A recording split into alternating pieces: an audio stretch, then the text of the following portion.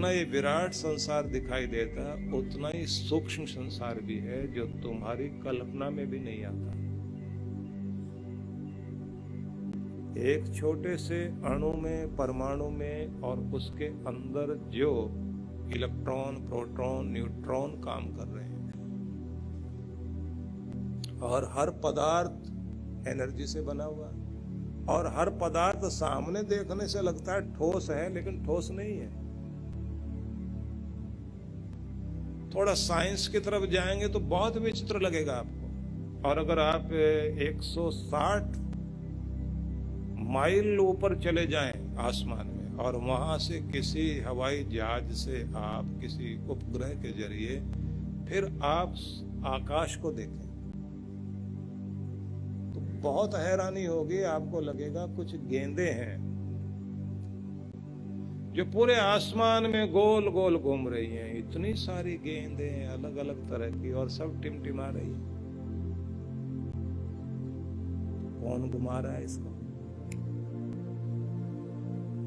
और तेजी से घुमा रहा है, और सब अपने अपने कक्षा में, अपने ट्रैक में घूम रही है। तो मैं आपको कहना चाहता हूं कि आसमान में इतने सारे ग्रह, उपग्रह, सब के सब लगातार अपनी अपनी कक्षाओं में गतिशील हैं, और कितनी गति होती है उनकी। स्पीड अगर आप देखें, हवाई जहाज आपका 1 घंटे में 800 किलोमीटर की स्पीड से चलता है। ये विदेशी लोग इतनी तेज तेज चीजें क्यों बनाते हैं? जल्दी, टाइम बचे। इस बात को थोड़ा समझ लेना। आपके यहाँ तो कहा जाता जीवन एक ही नहीं है, अनेक जीवन है। मरने के बाद फिर जिंदगी, फिर जीवन, फिर मरेंगे, फिर आएंगे। पुनरपि जन्म, पुनरपि मरणम, पुनरपि जठरी जठरे शयनम। हम लोग ये मानते हैं, फिर आएंगे, फिर जाएंगे। वहां कहते हैं एक ही जीवन है, इसी में भोग लो जो कुछ है, इसी में कर लो जो भी कुछ है। और अगर रिश्ता भी तंग कर रहा हो तो फटाफट हटाओ, दूसरा कर लो, नहीं तो खटखट में जिंदगी बीत जाएगी। इसलिए वहां बहुत जल्दी अंगूठी उतारते हैं और पहन लेते हैं। थोड़ा समझ लेना आप लोग, क्योंकि ये समझाना बहुत जरूरी है कि वहां और यहाँ में अंतर क्या है।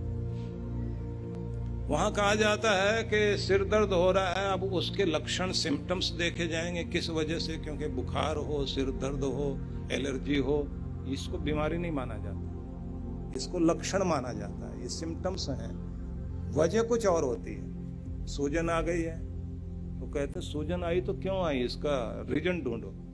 वो कहते हैं रीजन ढूंढने में टाइम निकल जाएगा, उठाओ सीधे टैबलेट दो और उसे रोको वहीं का वहीं। तो सिर दर्द वहीं का वहीं रोका जा रहा है, बुखार वहीं का वहीं उतारा जा रहा है। बुखार दिया इसलिए जाता है, भगवान इसलिए देता है कि जिससे आप अंदर के विषैले तत्वों को बाहर निकालो। पहले वो हटाते ही बुखार अपने आप उतरता है। तो आयुर्वेद इस पद्धति पर चलता है।